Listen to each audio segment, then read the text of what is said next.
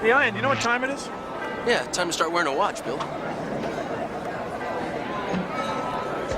Bill Nye the Science Guy. Bill Nye the Science Guy. Bill Nye the Science Guy. Science rules. Bill Nye the Science Guy. Inertia is a property of matter. Bill Nye the Science Guy. T minus 7 seconds. Bill Nye the Science Guy. Brought to you by The Big Bang, recognized around the universe as the beginning of time. I walk in, I type on the keypad, and then the door opens. It happens in that order. Time always runs the same way. It never goes backwards. Now we're aware of time because we notice that things happen one after another in sequence. We've got lots of ways of measuring time. We have sundials, watches, and clocks, and they're natural clocks too. Like we sleep at night, bees buzz during the day, and trees lose their leaves in the fall. Now all the ways that we measure time are based on how fast the Earth goes around the sun.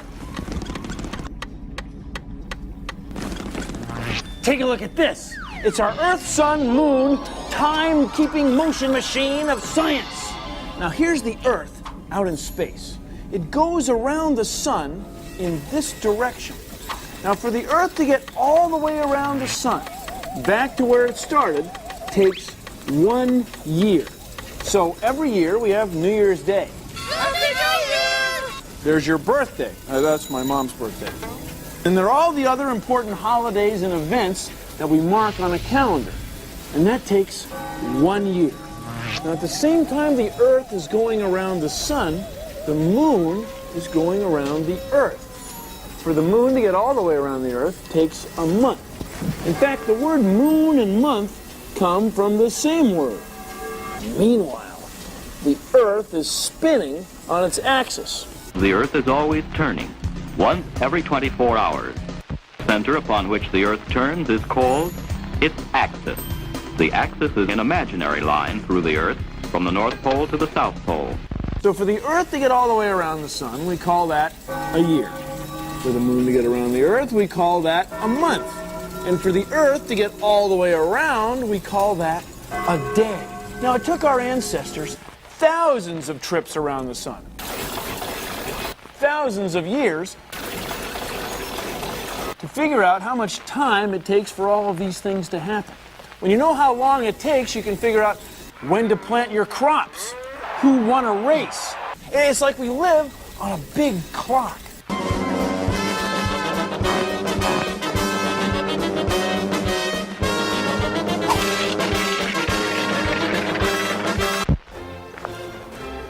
If you watch shadows during the day, they move.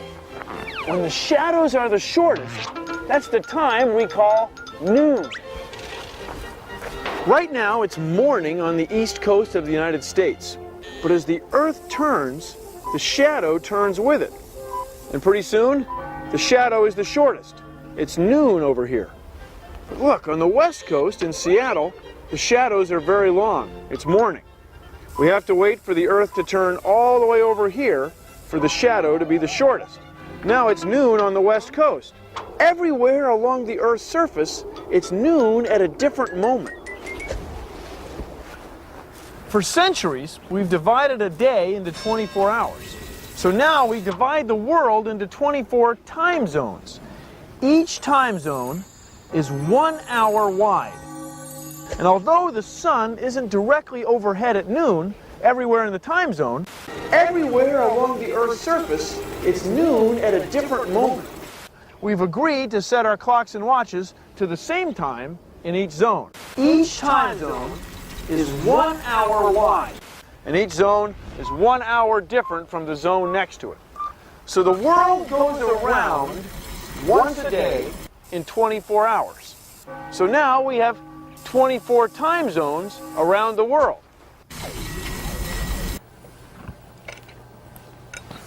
Hey, Alan, what are you doing? Hi, Bill. I'm just trying to figure out what day it is. It's, Wednesday. Yeah, it's Wednesday here, but it's not Wednesday in New Caledonia. Oh, because it's across the international date line. Right. It's the line where we start counting time zones, and it's only on one side of the Earth. You know, it's like the start and the finish line on a racetrack.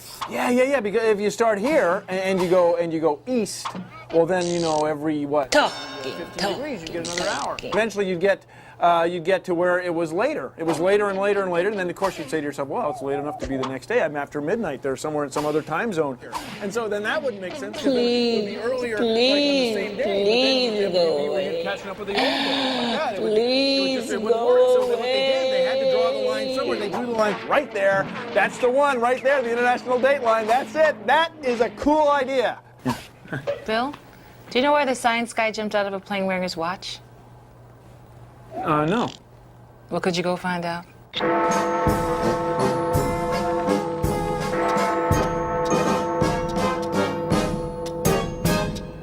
Here is a totally cool clock that you can do at home. Take 3 paper cups, and you poke a hole in the bottom of each one. Then you use thumbtacks to hang them on a wall, one above the other, like this. You need a big glass jar at the bottom here. Now you fill the top cup with water, and you start a stopwatch at the same time. Exact same time, ready, go.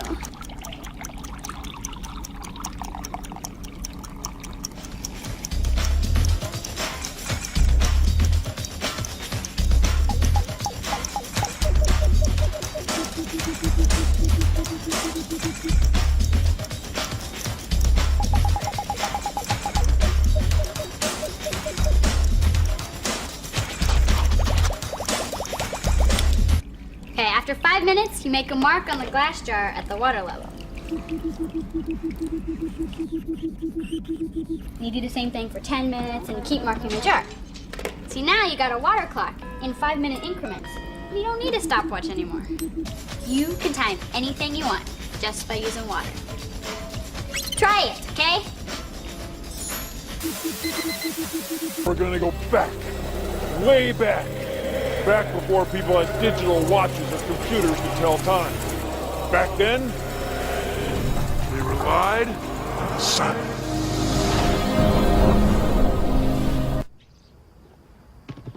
And they measured time with sundials. As the Earth turns, the shadow turns with it.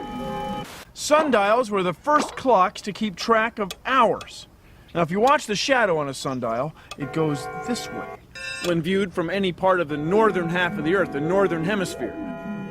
That's why our clocks go this way too. They run clockwise because of the shadow.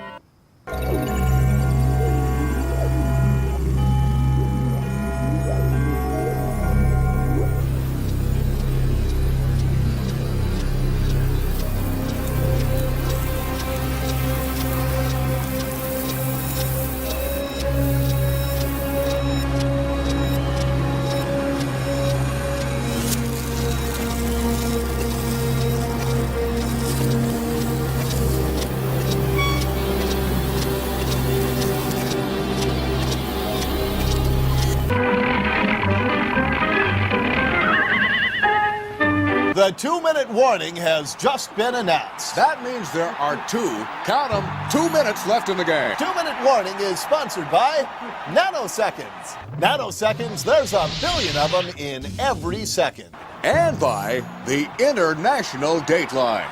Looking to go back a day? Just cross over the International Dateline. Astronomers start the year when a group of stars is directly over an observatory in England, when the day and night are the same length, what we call the equinox, equal night.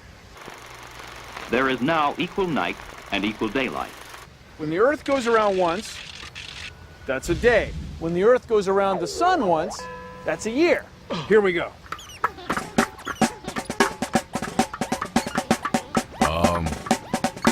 Bill, how much time is this going to take?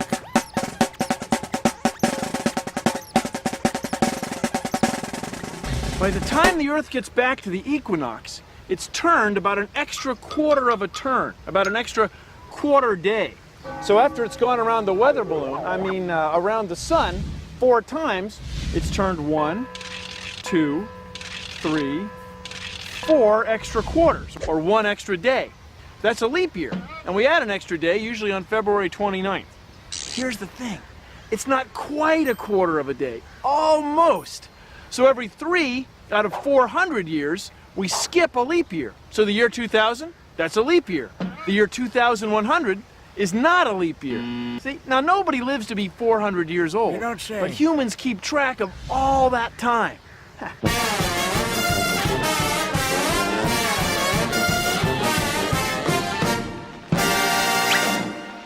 Try to measure 30 seconds without looking at a clock.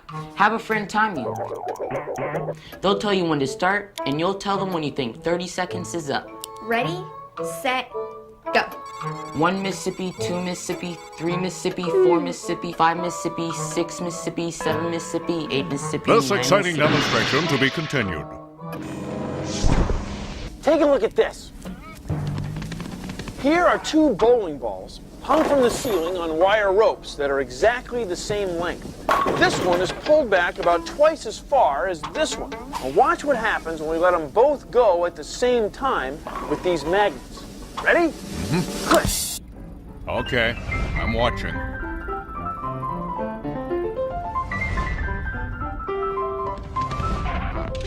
See, even though this ball is swinging faster because it started higher, they both cross the middle point at exactly the same time.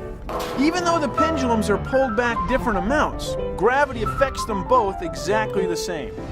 They both have the same period. It takes them the same amount of time to swing back and forth. Even as the pendulum slows down, it still keeps the same period. That's why pendulum clocks are so accurate. Tick by tick to the hour. Now, this was discovered by Galileo Galilei as he watched chandeliers swing in church. He measured their periods with his pulse, and he knew how it worked in a heartbeat. Haha, get it?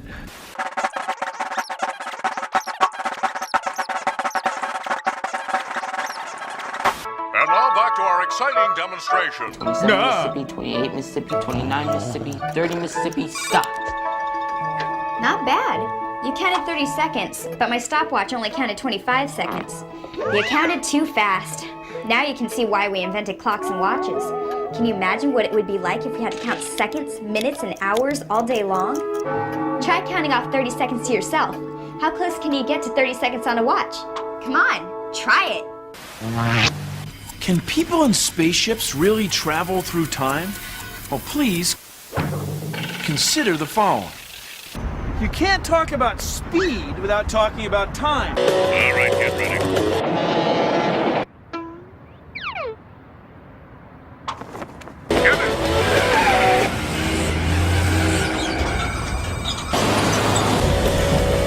If someone throws you a ball from a moving truck, the speed of the truck adds to the speed of the ball.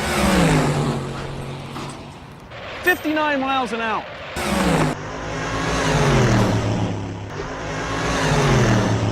The truck was going about 20 miles an hour. She must have thrown it 39. The speeds add up.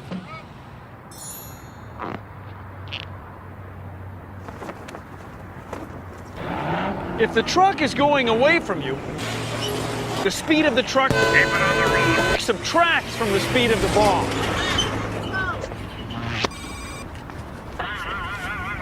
"22 miles an hour. Now the truck was going 20. She must have thrown it 42 miles an hour, and they subtract 22. Light is pure energy. It's not like a ball. And scientists have measured the speed of light very accurately. And even though we're living on a planet that's spinning like crazy and circling the sun way faster than a truck, when we measure the speed of light, whether we're going this way or this way, we always get the same answer, no matter what direction we're going or how fast. The speed of light is the same. It's weird. It doesn't speed up or slow down like a ball. The speed of light remains a constant 300,000 kilometers a second. All right, get ready again. Go! Go! like somebody threw you a ball from a moving truck and it didn't speed up or slow down.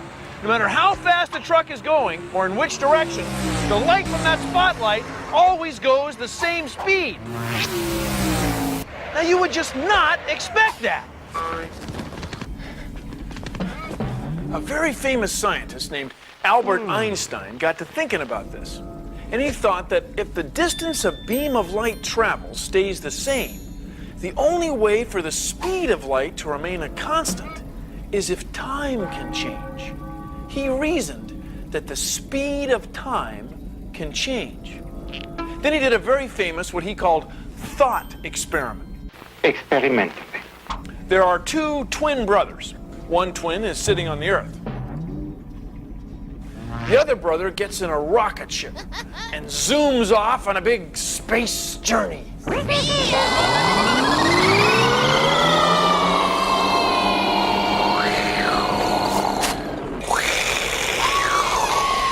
Now the brother in the rocket ship is traveling fast, nearly the speed of light.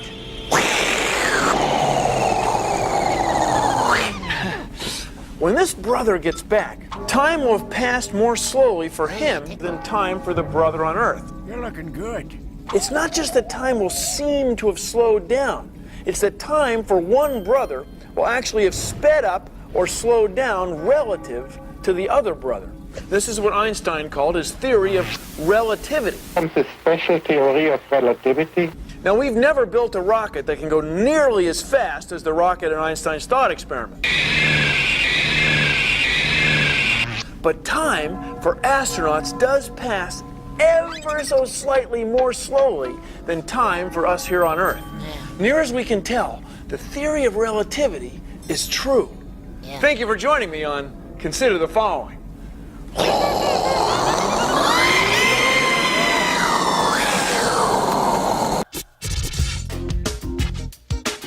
I'm Andy Michigan, and I'm working on a project to send robots to Mars.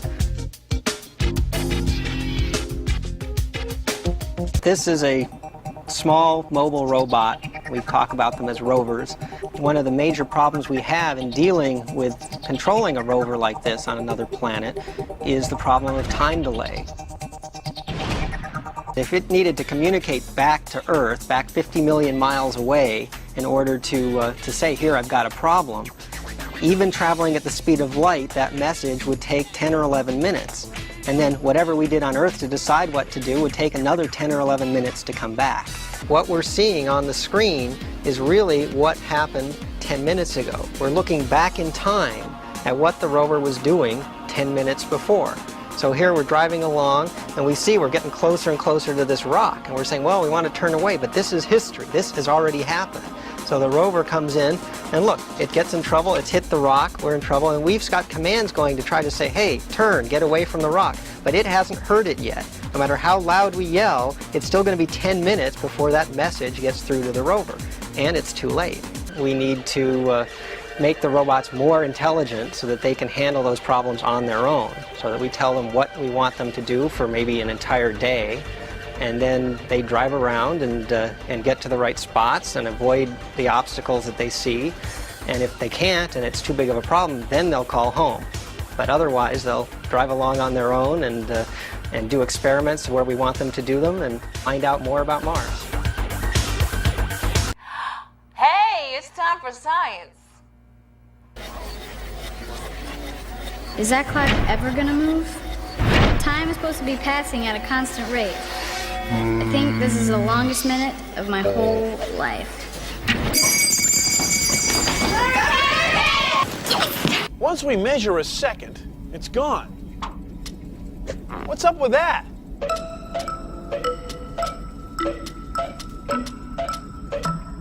This picnic sandwich is 1 meter long. We can measure with this meter stick. It goes from there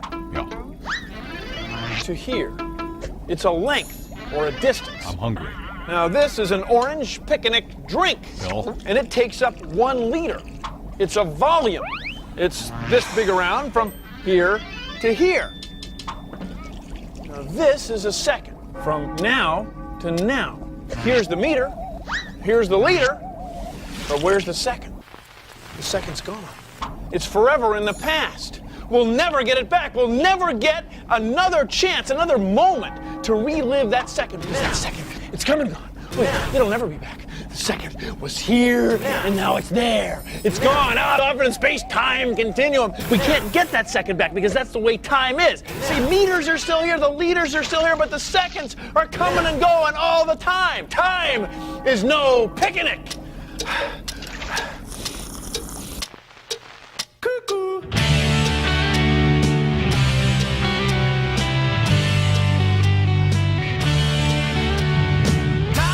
One way, it's at a constant rate. 24 hours in a day, determined by the sun's ray. Today, tomorrow, and yesterday. Time it runs one way. Now. Hey! Now. Now. Time has come. Now. Time, how does time run? Time. It's based on Earth going round the sun. Time, I think time is fun. Time, with leap years we equalize. Time, the exact time the sun will rise. Time, thinking about time makes me feel psychedelicized. Time.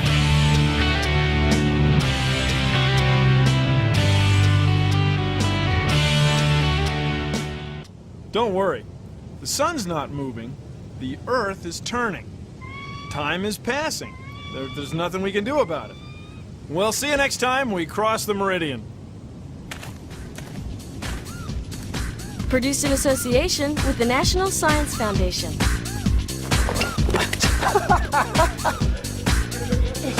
Okay. There was a kid. Let me show you. Hold it. It's always something with you. This is it. Just like a ball bearing. So this is what I said. It wasn't me. Everybody's excited. Bells and whistles, lights and buzzers.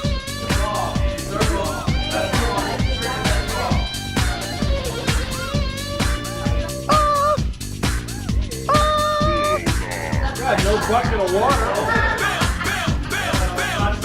No bucket of water, no head injury. The speed of the truck. The truck.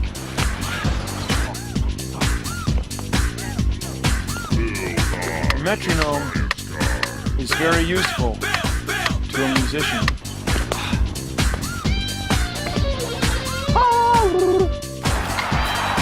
Thank you.